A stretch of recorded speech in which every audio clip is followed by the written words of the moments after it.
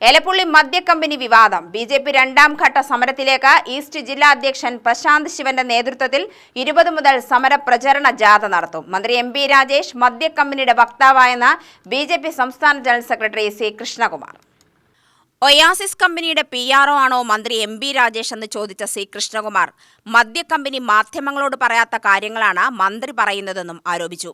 VS അച്യുതാനന്ദന് പഴയ ആരോഗ്യമുണ്ടായിരുന്നുവെങ്കിൽ രാജേഷിനെ ചാട്ടവാർ കൊണ്ട് അടിക്കുമായിരുന്നുവെന്നും കൃഷ്ണകുമാർ വാർത്താ സമ്മേളനത്തിൽ പറഞ്ഞു.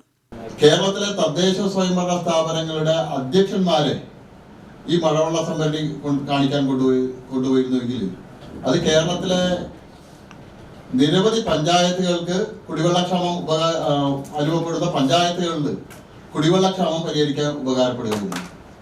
മന്ത്രിയുടെ സന്ദർശനം, മന്ത്രിയുടെ വാദങ്ങളൊക്കെ കേട്ട സമയത്ത് എനിക്ക് തോന്നിയത് അദ്ദേഹം കേരളത്തിന്റെ ഒരു സംസ്ഥാന മന്ത്രിയാണോ അതോ ഓയസിസ് കമ്പനിയുടെ PRO കം മീഡിയ കോർഡിനേറ്റർ ആണോ എന്നുള്ള സംശയവും.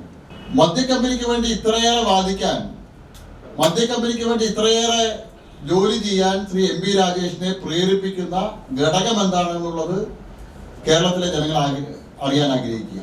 ഈ കേരളത്തിലെ വിവിധ ഭാഗങ്ങളിലുള്ള ജനങ്ങൾ മുഴുവൻ, പ്രമുഖരായിട്ടുള്ള ആളുകൾ മുഴുവൻ വന്ന് സന്ദർശിച്ച് മനസ്സിലാക്കിയ കാര്യമാണ്. അത് വലിയ അത്ഭുതത്തോടു കൂടിയിട്ട് മന്ത്രി ഒരു മദ്യക്കമ്പനിക്ക് വേണ്ടി ഇന്നലെ മാധ്യമപ്രതിനിധികളുടെ മുന്നിൽ പറയുന്നത് കണ്ട സമയത്ത് എനിക്ക് തോന്നിയത് ശ്രീ VS അച്യുതാനന്ദന്റെ ആരോഗ്യം പഴയ നിലയിൽ ഉണ്ടായിരുന്നുവെങ്കിൽ ശ്രീ എം പി രാജേഷിനെ അദ്ദേഹം ചാട്ടവാർ കൊണ്ട് അടിക്കുമായിരുന്നു എന്നാണ് എനിക്ക് തോന്നുന്നത്. ഒരു മദ്യക്കമ്പനിക്ക് വേണ്ടി, ഒരു തൊഴിലാളി വർഗ പാർട്ടിയുടെ നേതാവ് ഒരു മദ്യക്കമ്പനിക്ക് വേണ്ടി ഇങ്ങനെ വാദിക്കുന്നത് കാണുന്ന സമയത്ത് എനിക്ക് തോന്നിയത് ശ്രീ VS അച്യുതാനന്ദന് ഇപ്പോ പഴയ ആരോഗ്യമില്ലാതിരുന്നത് ശ്രീ എം പി രാജേഷിന്റെ ഭാഗ്യമായിട്ടാണ് ഞാൻ കരുതുന്നത്. അഹല്യ ക്യാമ്പസ് 500-ലേറെ ഏക്കറിലാണ്. അതിനെ ഒയാസിസ് കമ്പനിയുടെ 24 ഏക്കറുമായി താരതമ്യം ചെയ്യുന്നത് വിഡ്ഢിതമാണ്. മദ്യക്കമ്പനിക്ക് വെള്ളം കൊടുക്കാൻ കാണിക്കുന്ന ആവേശം പറമ്പിക്കുളം ആളിയാർ വെള്ളം തമിഴ്നാട്ടിൽ നിന്നും വാങ്ങാൻ കാണിക്കുന്നില്ല. ഇൻഡസ്ട്രിയൽ സ്മാർട്ട് സിറ്റിക്ക് ദിനംപ്രതി ആവശ്യമുള്ള 15 ദശലക്ഷം വെള്ളം എവിടെ നിന്ന് നൽകുമെന്ന് മന്ത്രി രാജേഷ് വ്യക്തമാക്കണം. ഒയാസിസ് കമ്പനിക്ക് വേണ്ടി ഗുണ്ടാപ്പണിയെടുക്കാൻ രാജേഷ് തയ്യാറാവുന്നുവെന്നും അഹല്യയിൽ പോയ മന്ത്രി എലപ്പുള്ളിയിൽ കമ്പനി വരുന്ന സ്ഥലത്ത് പോവാൻ തയ്യാറാവണമെന്നും അവിടുത്തെ ജനങ്ങളെ കേൾക്കണമെന്നും കൃഷ്ണകുമാർ പറഞ്ഞു. തൃത്താലയിൽ നടന്ന ദേശീയ ഫെസ്റ്റിൽ ഹമാസ് നേതാക്കളുടെ ചിത്രം പ്രദർശിപ്പിച്ചതിനെതിരെയും അദ്ദേഹം പ്രതികരിച്ചു. തൃശൂർ പൂരത്തിന് ശ്രീരാമചന്ദ്രന്റെ ചിത്രം പ്രദർശിപ്പിച്ചതിനെ വിമർശിച്ച എം പി രാജേഷും VT ബൽറാമും ഹമാസ് ഭീകരവാദികളുടെ ചിത്രം പ്രദർശിപ്പിച്ചതിൽ മൗനത്തിലാണ്. പോലീസ് രാജ്യദ്രോഹ കുറ്റത്തിന് കേസെടുക്കാൻ തയ്യാറാവണമെന്നും സി കൃഷ്ണകുമാർ ആവശ്യപ്പെട്ടു. ഈ ദേശോത്സവം കമ്മിറ്റിയുടെ ഭാരവാഹികള് ആരാണെന്ന് പരിശോധിച്ചാൽ നമുക്ക് അറിയാൻ കഴിയും. കോൺഗ്രസ് നേതാവായിട്ടുള്ള ശ്രീ മുഹമ്മദ് കൊപ്പം, അദ്ദേഹമാണ് ഈ ദേശോത്സവ കമ്മിറ്റിയുടെ പ്രസിഡന്റ്. സെക്രട്ടറി അവിടുത്തെ ഗ്രാമപഞ്ചായത്ത് വൈസ് പ്രസിഡന്റ് ആയിട്ടുള്ള CPM നേതാവ് കൂടിയായിട്ടുള്ള ശ്രീ ശ്രീനിവാസനും. ഈ ദേശോത്സവ കമ്മിറ്റി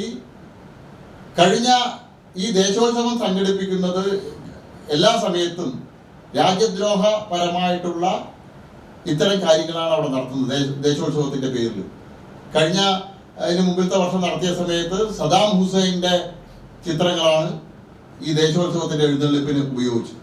ഓരോ വർഷവും അവര്